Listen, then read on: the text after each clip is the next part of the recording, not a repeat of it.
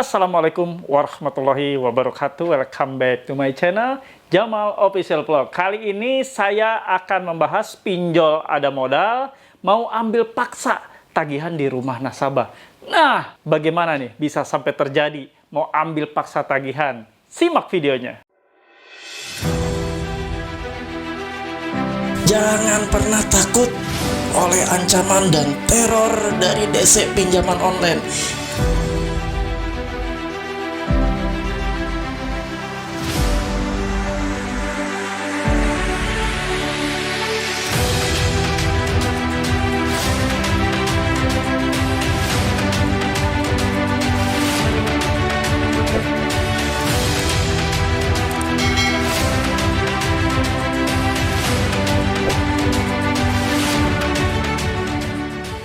Seperti tadi saya di awal video bahwa saya akan membahas pinjol Anda modal mau ambil paksa tagihan nasabah di rumah nasabah. Nah, ini nih yang menjadikan concern saya ya. Nanti saya akan kupas juga pandangan hukum bagaimana memandang ya. Hukum seperti apa nih memposisikan orang-orang seperti ini. Oke, teman-teman semua, akhir-akhir ini banyak sekali pertanyaan-pertanyaan khususnya ini dari pinjol ada modal ya. Pinjol ada modal adalah salah satu platform pinjaman online legal ya, berizin dari OJK, perusahaan fintech peer-to-peer lending, PT Solid Fintech Indonesia ada modal telah berizin dari OJK status legal. Ini saya dapat laporan dari member Paguyuban Melawan Pinjol ya. Saya cerita sedikit, Paguyuban Melawan Pinjol Indonesia adalah berupa wadah di grup Facebook yang mana di sini adalah terdiri dari teman-teman kita, saudara-saudara kita yang saat ini sedang gagal bayar pinjaman online, baik legal maupun ilegal, berkumpul, saling memberikan informasi, saling sharing, saling cerita, saling curhat, semuanya ada di sini. Alhamdulillah juga di sini di dalam grup Facebook ini saya nyatakan dan saya deklarasikan bahwa satu-satunya grup Facebook di Indonesia yang membahas tentang dunia pinjol, tapi di dalamnya tidak ada spam pinjol satupun. Tidak ada yang namanya joki pinjol, DC pinjol, atau apapun yang berbau dengan penawaran pinjol. Alhamdulillah. Di sini satu sama lain saling melaporkan bila ada joki pinjol, bila ada yang menawarkan, bila ada DC pinjol, bila ada sales pinjol, langsung saling melaporkan ke admin. Dan kami sebagai admin, ada 4 orang admin di sana, kami akan langsung melakukan kick atau dikeluarkan dari grup demi sterilisasi grup ya. Silakan kalian yang mau gabung di grup ini, untuk tautan atau linknya ada di kolom deskripsi. Anda bisa klik di sana ya. Teman-teman semua, yang pasti ketika Anda mau masuk grup ini, Anda wajib menjawab 3 pertanyaan yang diajukan oleh admin. Ketika kalian sudah menjawab 3 pertanyaan, kalian bisa langsung masuk. Ada beberapa keluhan nih, kok Pak saya nggak bisa di-approve ya karena tidak menjawab pertanyaan. Admin tidak akan meloloskan Anda menjadi member kalau tidak menjawab pertanyaan. Itu sebagai bentuk tata tertib yang harus dijalankan. Oke teman-teman, kembali ya ke topik bahwa pinjol ada modal akan melakukan upaya paksa untuk mengambil tagihan nasabahnya yang menunggak. Dan di rumah ini nagihnya ya, diambilnya di rumah langsung. Nah, bagaimana nih? Bagaimana ini bisa terjadi? Dan bagaimana pula aspek hukum melihatnya. Nah, ini saya akan kupas ya. Nanti secara aspek hukum seperti apa, adakah aturan yang dilanggar oleh para penagih ini secara hukum positif, kita akan lihat ya nanti dan simak videonya. Halo teman-teman semua, jangan lupa untuk subscribe channel YouTube Jamal Official Vlog, lalu aktifkan loncengnya untuk mendapatkan notifikasi video-video terbaru. Terima kasih. Nah, seperti biasa, tiap curhat, setiap sharing yang diberikan ke saya pasti akan langsung screenshot dan saya akan tampilkan di layar ya, di layar sebelah saya. Ini saya langsung bacakan untuk menghemat waktu.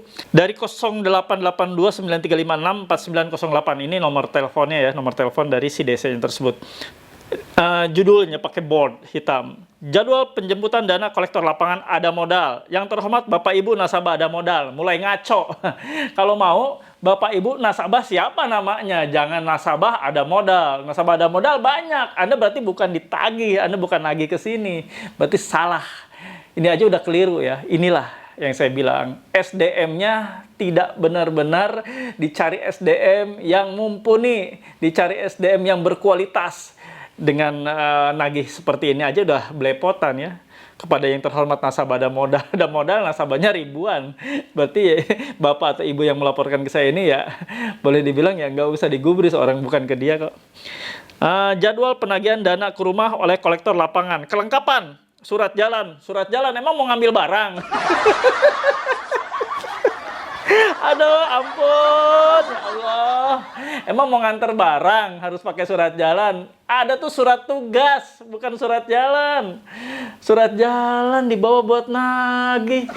Ya Allah, ampun. Ya ampunilah ini ya, desa-desa ini supaya tobat, supaya makin pinter.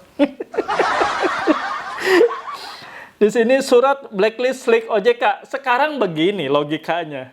Di sini dia kelengkapannya bawa surat blacklist atau slik OJK. Lah kalau sudah di blacklist, kalau sudah masuk slik OJK ngapain ditagih, Abang? Pinter dikit ngapa? Gitulah, terbalik. Kalau udah nasabah udah keluar slik OJK-nya, keluar blacklist, lah ngapain ditagih? Kan udah masuk slik OJK udah 90 hari ke atas, ngapain ditagih? Ya ente emang udah bobo aja di rumah, ngapain ditagih? Udah jelas-jelas masuk slik OJK. Mau nganterin slik OJK buat apa? Slik OJK nggak usah dianterin. Nasabah juga kalau misalnya kena slik OJK berarti dia nggak bisa lagi minjem di beberapa platform pembiayaan, KPR bank dan sebagainya, perbankan nggak bisa ya. Jadi Anda ini sebenarnya gini loh ya. Kalau misalnya kalian mencermati setiap bentuk kiriman-kiriman yang dikirim oleh para DC ini, kalian pasti kalau memakai respon awal, memakai logika, kalian pasti akan melihat bahwa hal-hal seperti ini adalah seperti lelucon-lelucon yang disuguhkan oleh para DC, tapi kalian tidak sadar bahwa itu adalah lelucon, kelucuan-kelucuan gitu kan. Ya Allah, seperti ini ya. Orang udah kena slik OJK, dia bilang bahwa kelengkapan akan membawa surat blacklist atau slik OJK, ngapain bayar? Ngapain dijemput juga dananya? Nasabah udah kena slik, artinya sudah kena hukuman bahwa dia tidak bisa minjam di platform manapun. Capek deh ketawa lagi dah gue jadinya. Di sini not, siapkan dana lunas, siapkan meterai 10.000. Buat apa meterai? Emang situ mau ngapain? Mau jual beli barang? Silahkan stay di rumah, alamat KTP dari jam 08. Ngapain? Emang gue siapa? Bisa lu suruh. Stay di rumah. Gue orang kerja. Ya, orang aktivitas. Ngapain nungguin lu pade? Lu datang kagak, ngomong doang. Silahkan, Sherlock, lokasi terkini. Jika sedang tidak berada di alamat tersebut, Sherlock, lokasi terkini. Oke lah ya, kalau Sherlock, lokasi terkini. Tadi disuruh stay di rumah. Sekarang disuruh Sherlock, lokasi terkini. Aduh, bingung pala ya. Tadi disuruh stay di rumah dari jam 8, nggak boleh kemana-mana katanya. Terus tiba-tiba disuruh Sherlock, lokasi terkini di mana sekarang berada. Liar aing.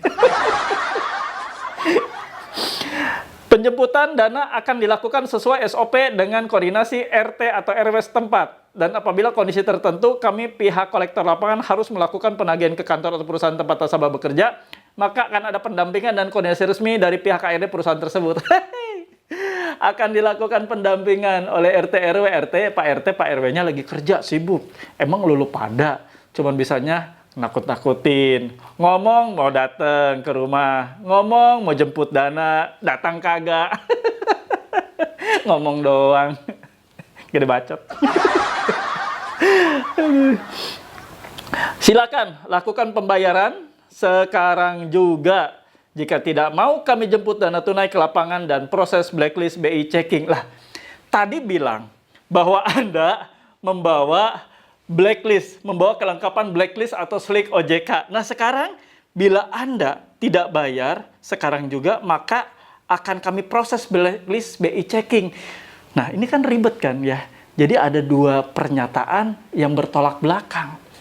Di satu sisi dia akan datang ke rumah nasabah membawa slik OJK, membawa blacklist ya, yang bilang dari BI checking. Lalu dia bilang kalau misalnya nggak bayar hari ini, kami akan memproses slik OJK atau blacklist atau BI checking. Ngaco, mulai ngawur. Makanya saya bilang, kalau kalian dapat seperti ini, hal-hal seperti ini, kalian nggak usah gubris. Ketawain berjamaah aja, ketawain ngakak. Kalau perlu tetangga-tetangga pada ngetawain aja bareng-bareng ya. Yuk teman-teman di Paguyuban Melawan Pinjol Indonesia, yuk mari kita cerdas ya. Cerdas atas setiap intimidasi dan teror-teror yang dilakukan oleh para DC pinjol ini. Kalian lebih cerdas dari DC pinjol. Saya yakin kalian lebih cerdas. Jadi segala macam bentuk dari ancaman, dari teror, dari perkataan-perkataan, kalimat-kalimat yang seperti ini, kalian cukup ketawain aja. Oke? Nah, di sini saya akan bacakan juga. Dia kirim lagi. Dia kirim lagi. Di sini ada foto KTP, foto selfie, akun bank, email, NPWP, pembekuan rekening sementara, dan data dari Anda. Wis, akan kami proses dan pemblokiran blacklist dan kami anggap tidak ada itikat baik karena Anda sudah lalai terhadap tanggung jawab Anda. Dan kami anggap Anda sudah melakukan tindak wan prestasi. Yang dikutip dalam Kitab Undang-Undang Hukum Perdata. BW, Burgelis Facebook. Hebat. Sarjana hukumnya di mana, Mang? Si Mamang bisa aja, Mamang DC. Aduh, kami wajib melaporkan data tunggakan Anda ke data center AFI Pusdapil. Ngomong mulu, dilaporkan. Dari kemarin ngomong mulu dilaporkan. Emang ente punya kuasa apa mau melaporkan ke Pusdapil? Yang melaporkan itu pinjolnya, lu mah cuma tukang nagih. Nggak bisa ngapa-ngapain ya. Ingat ya. Teman-teman, di sini ada salah satu ancaman bahwa akan pembekuan rekening sementara. Nggak ada itu pembekuan rekening. Pembekuan rekening itu terjadi bila terjadi ada unsur-unsur yang diduga melakukan tindak pidana. Si nasabah ini sudah diproses oleh kepolisian dan kepolisian meminta kepada bank dengan bukti-bukti dan unsur-unsur pidananya untuk membekukan rekening seseorang. Nah, itu bukannya dibukukan oleh pinjol. Pinjol ngerti apa ngebekuin? Pinjol nggak ada hak, nggak ada urusan membekukan NIK, membekukan KTP, membekukan rekening. Nggak ada hak. Tanpa ada hak sama sekali mereka melakukan itu. Itu hanya untuk nakut-nakutin Anda. Biar Anda bisa terbuka ya, dengan melihat video-video seperti ini, Anda wajib terbuka. Anda wajib untuk tidak lagi takut, untuk tidak takut atas segala bentuk teror yang dilakukan oleh para DC pinjol. Oke, teman-teman. Nah, ini pandangan secara hukumnya. Bila mana memang kedapatan bahwa si kolektor atau si DC pinjol tersebut datang ke rumah Anda maksa-maksa untuk ngambil tagihan.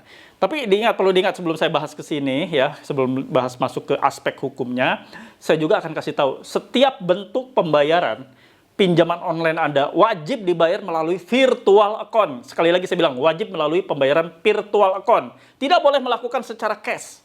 Tidak boleh ya. Oke? Paham ya? Tidak ada pembayaran cash ketika Anda memang benar-benar ditagih oleh petugas dari pinjol, dari DC-nya, dari juru tagihnya yang datang ke rumah Anda. Anda wajib melakukan pembayaran melalui virtual account. Paham ya sampai sini? Jadi jangan sampai salah, jangan sampai Anda melangkah salah, nanti yang ada uangnya kemungkinan besar tidak akan sampai kalau Anda kasih cash. Karena Anda tidak tahu bahwa itu benar atau tidaknya petugas dari pinjaman online atau dari DC atau dari DC yang ditunjuk, juru tagih yang ditunjuk oleh pinjol tersebut. Oke, kita melangkah ke aspek hukumnya. Bila misalnya terjadi seperti ini, sudah jelas diatur. Kalau misalnya ada debt collector, ada DC yang memaksa Anda untuk melakukan pembayaran, yang memaksa Anda dipaksa benar-benar dengan ancaman, dengan sesuatu kekerasan verbal, diintimidasi di rumah Anda dipaksa harus bayar cash ke dia, ini bisa kena tindak pidana si DC-nya tersebut. Yaitu di buku kedua tentang kejahatan di KUHP ya, Kitab Undang-Undang Hukum Pidana, di bab 23 yaitu tentang pemerasan dan pengancaman. Ini berbahaya sekali dan ini bisa kena sandung. Terutama di pasal 368 ayat 1. Saya bacakan ya. Pasal 368 ayat 1 yaitu barang siapa dengan maksud untuk menguntungkan diri sendiri atau orang lain secara melawan hukum memaksa seseorang dengan kekerasan atau ancaman kekerasan untuk memberikan barang sesuatu yang seluruhnya atau sebagian adalah kepunyaan orang itu atau orang lain, dan supaya membuat hutang maupun menghapuskan piutang diancam karena pemerasan dengan pidana penjara paling lama 9 bulan. Nah, ini jelas ancaman pidananya di pasal 368 ayat 1 KUHP. Ya. Jadi tidak bisa tuh mereka sewenang-wenang melakukan tindakan-tindakan memaksa Anda. Tindakan-tindakan menyuruh Anda, ayo sini bayar, segera bayar hari ini juga. Segera bayar. Nah, kalau udah seperti itu udah kena. Unsur tindak pidana dari pasal 368 ini udah kena. Kalian harus menyertakan, kalau misalnya ada datang, saya kasih tahu ya, supaya gampang menjerat para DC-DC pinjol ini untuk kena tindak pidana seperti yang dimaksudkan oleh undang-undang ini ya, di KUHP ini. Kalian harus ada orang yang menyaksikan ketika DC ini menagih. Anda silakan, Anda bawa aja tetangga atau siapapun, minimal 2 orang, untuk menyaksikan mereka melakukan penagihan. Setelah itu kalian rekam ya, videokan, visualkan kegiatan mereka melakukan penagihan. Jadi itu nanti sebagai alat bukti. Alat bukti lainnya adalah saksi yang Anda bawa, tetangga atau siapalah ya. Yang penting ada 2 orang, minimal 2 orang ya. Nah, setelah itu baru bisa Anda laporkan kalau memang mereka benar-benar atau nyata-nyata mereka melakukan pemaksaan penagihan kepada kalian. Paham ya? Jadi dari sisi hukum sudah saya kupas, aspek hukumnya seperti apa, dia melanggar undang-undang di KUHP, melanggar pasal berapa saya sudah ungkapkan.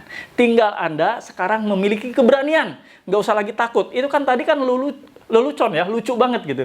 Jadi apa yang dia tadi utarakan, penagihan-penagihan seperti itu, mengirimkan chat akan menagih Anda dengan membawa kelengkapan surat jalan. Pertama surat jalan, ngapain bawa surat jalan? Di mana-mana nagih mah bukan surat jalan. Nagih itu bawa surat tugas, bawa ID card, bawa sertifikasi profesi penagihan. Itu baru namanya Devcol, baru namanya Philcol, baru namanya DC pinjol. Kalau misalnya kalian bawa surat jalan, emang lu mau bawa pasir, bawa gerobak? Surat jalan mau ke toko material kali.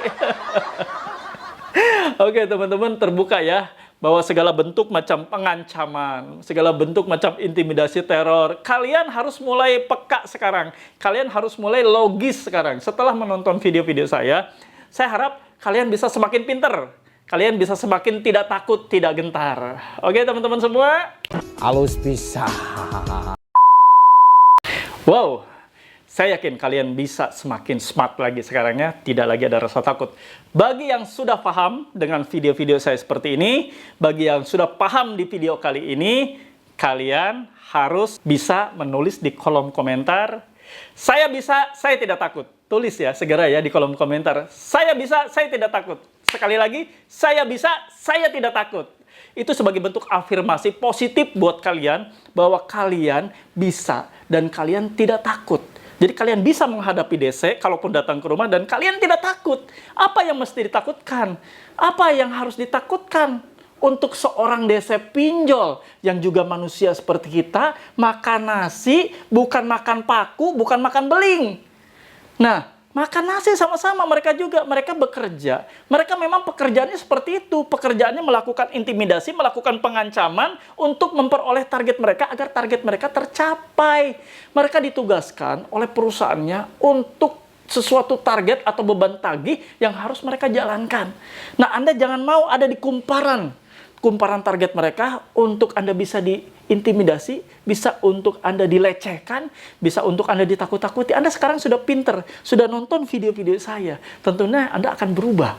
Yang tadinya penakut sebelum nonton video saya, sekarang berubah. Saya bisa, saya tidak takut. Saya bisa, saya tidak takut. Coba tulis di kolom komentar ya, biar ramai sekalian. Biar saya yakin bahwa kalian sudah berubah, dan kalian sudah merubah mindset, merubah pikiran, merubah rasa ketakutan menjadi rasa berani. Itu yang ingin saya terapkan ke kalian. Semoga kalian bisa menjalani hari demi hari dalam kondisi gagal bayar ini dengan ceria, dengan penuh kelapangan, dengan penuh lapang dada, lapang hati. Semoga semuanya pulih ya.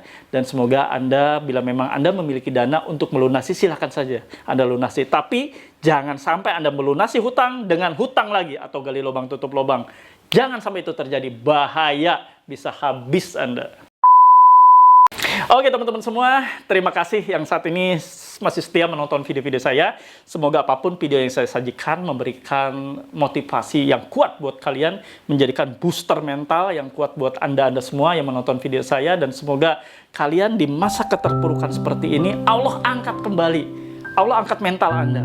Allah angkat kekuatan hati Anda untuk tabah menjalani hari-hari dalam kondisi situasi gagal bayar. Dan semoga Allah merahmati segala bentuk kegiatan Anda, merahmati segala macam kegiatan usaha dan pekerjaan Anda, dan Allah akan membuatnya berhasil. Teman-teman semua, jangan lupa ya, semangati saya terus untuk tetap berada bersama kalian, untuk terus membersamai kalian, untuk membuat konten-konten yang lebih edukatif dan kreatif lagi, dan memberikan informasi yang baik untuk kalian semua di masa situasi gagal bayar seperti ini. Dengan cara subscribe channel Jamal Official Vlog, lalu diaktifkan loncengnya agar Anda mendapatkan notifikasi setiap video-video terbaru yang saya upload setiap harinya. Dan bila informasi yang saya sajikan di setiap video ini bermanfaat, kalian share ke beberapa teman Anda, ke beberapa keluarga Anda, kolega Anda yang saat ini berada dalam situasi gagal bayar. Semoga mereka juga bisa disembuhkan seperti Anda, bisa pulih seperti Anda, dan booster mentalnya mulai naik lagi. Oke teman-teman semua, para subscriber setia saya dan para penonton yang cukup militan ya, luar biasa menonton video-video saya setiap hari, menantikannya. Saya selalu berdoa untuk kalian semua agar Allah selalu akan memberikan kesehatan buat kalian semua, agar Allah membukakan pintu-pintu jalan kesempitan kesulitan yang kalian sedang hadapi saat ini. Dan yang pasti Allah akan memberikan kemudahan dan kelancaran atas setiap usaha dan pekerjaan Anda. Amin ya Rabbal Alamin. Oke teman-teman semua, sampai ketemu di episode saya selanjutnya. Terima kasih, saya pamit undur. Wabillahi taufiq wal hidayah. Wassalamualaikum warahmatullahi wabarakatuh. Bravo!